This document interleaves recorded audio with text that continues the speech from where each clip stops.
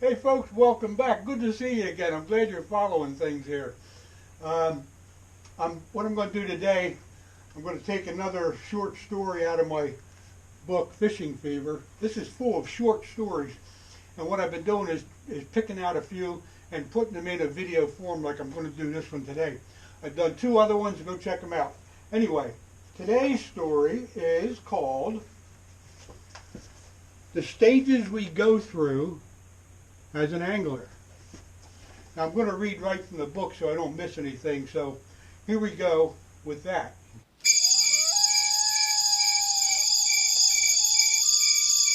The stages of an angler. Looking back now on all the years gone by, I notice a pattern that we all go through as anglers. Every person will advance in stages, although age is not a factor in the identification. They, the stages, are reached by one's emotions, understanding of their environment, personal goals,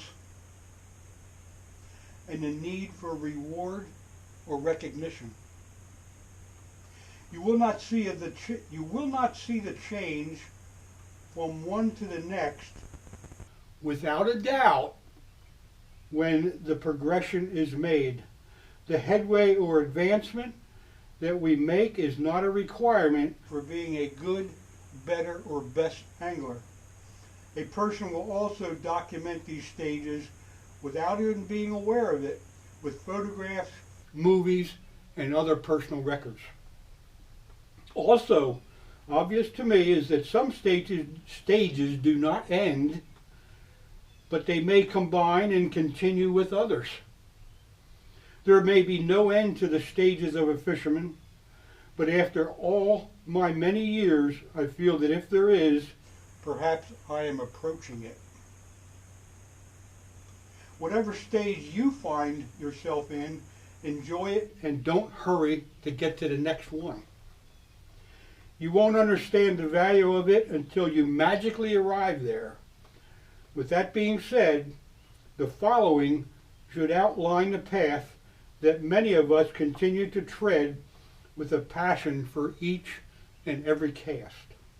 Let's look at the manifestations, or what I refer to as the stages of fishing fever from the start. Now everybody starts with this one thing, the first fish. Whatever the driving force was to cause a person to drop a line in the water, their first fish will inspire them to pursue yet another and another. The excitement and wonder can be seen in their facial expressions and body language. The next stage is the need for more. Now for a time, it is not what a person catches, but how many they catch. There is a desire to keep every fish and show them to any and all that will take an interest. Next one, separation of species. One will now show interest in pursuing a specific species, although it may be what is most available in any given body of water. Okay, the favorite fish is the next one. After catching a few different fish, it will start showing that a person favors catching one over the other. We all do that. No matter if you like catching catfish best or bass best or whatever, it's all, everybody picks one. Next stage, the longing for information. Interest in the sport fuels a need to learn more about habitats, environments, fish environments, baits, lures, and electronic fish finders. You will find out that fish relate to structure, temperature, and weather. The next one is desire to travel. The hometown waters begin to get old, and traveling, be it a few miles or out of state, now becomes commonplace. Next one, the quest for trophies. A desire to catch larger and larger fish of different species is important to us. Perhaps a few will be mounted for display. Next one, the urge to go where stories are made. Through the various media sources, we hear of specific waterways that call out to us. Making plans to visit one or more is a top priority and will eventually, in most cases, be achieved. I think we've all done that. I think we've all read about a place and made some type of effort to get there. Next one, the commitment to conserve. Being aware that if other people will reach this point as well. The trophies that were once kept or mounted are now carefully returned to ensure the future of the sport. This is referred to as catch and release. We all know that. After that comes the eagerness to teach. Opportunities to assist and teach others are sought out and gives us a feeling of pride in hopes that they will continue to progress and learn. Progress and learn. Next, we're coming down to the end here, so stay with me. The end is the most important. The time to appreciate. Now, each and every fish that is caught is appreciated. Size and weight are no longer a factor.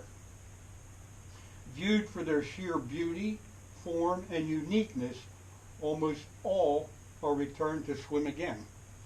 The occasional few are kept for enjoying a tasty dinner that they provide as well. I keep some fish when I'm ice fishing, some perch and crappies and stuff like that. Usually have a nice fish dinner, but other than that, you know. The final realization is next. This is where I stand now, the final realization. I have the burning desire to go fishing, although I know that if I never catch another fish, I have caught enough fish. Think about that for a minute. Okay, minute's up. The unknown. This is the last part, the unknown. If there is more, and I hope there is, I won't know until I'm there. Now this is the most important thing I can tell you. In all these stages that everybody goes through as an angler, to this I will add that you should never envy or scorn anglers that are in a different stage than you. Now think about that. And I'll add, as long as all the laws and fishing regulations are being followed, you shouldn't have a problem with anybody doing anything. So again, I'm going to repeat that. You should never envy or scorn anglers that are in a different stage than you. So there we go with the stages of an angler. I don't know what I'm going to do next. I hope you enjoyed that one. It's almost time to go fishing for snakeheads and largemouth bass in one of my favorite lakes around here. And I'll probably be doing that next week. So hit the subscribe button so you don't miss that. You never know what I'll come up with out of Fishing Fever again. But if you missed the first two, here's one. Here's another one. Check them out and see you next time. Bye.